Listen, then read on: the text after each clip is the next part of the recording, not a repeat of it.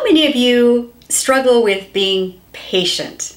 Probably everybody, right? I know I struggle with being patient. I mean, who wants to wait? We live in a society where everything's like, I don't even want to get out of my car. I want to do the drive-through at the bank. I mean, I am impatient. I want it right now. And we have actually been sort of taught that we should get exactly what we want when we want it, and that would be immediately.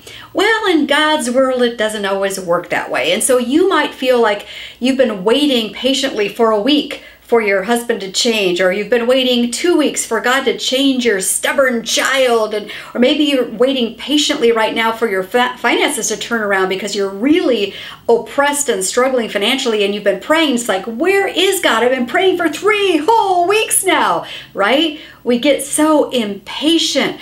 Well, here's something I want to share with you. 2 perspectives that have really been helpful for me, 2 reminders that have been helpful for me, that these reminders help me wait more patiently. And the first is this, that God is often on a different timetable than we are. Maybe that's the way to put it. He's on a different timetable.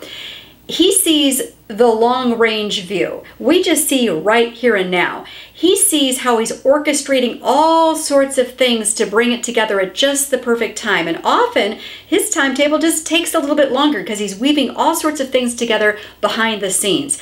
But he does promise to respond to our cries for help. So it's not a matter of if he's going to respond, it's just a matter of when he will respond. I'm encouraged by Psalm 40, starting in verse 1. Let me read it to you.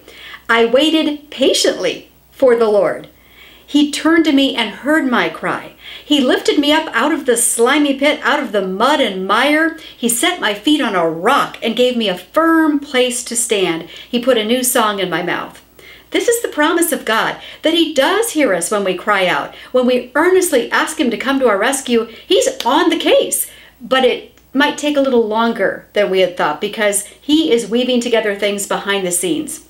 Second perspective shift that really helps me is just remind myself of how many great women of the Bible had to wait patiently before they ultimately saw God answer their prayer. But here's the really cool thing. When God did answer their prayer after a long period of waiting, the answer was absolutely extravagant and amazing. I think of people like Sarah, who waited forever, it seems like, to have a child. But when she finally had God answer her prayer, way after she thought he should answer the prayer, he answered in an amazing, amazing way. She gave birth to Isaac, who became a pillar of faith. I mean, just one of the biggest Bible heroes ever, right?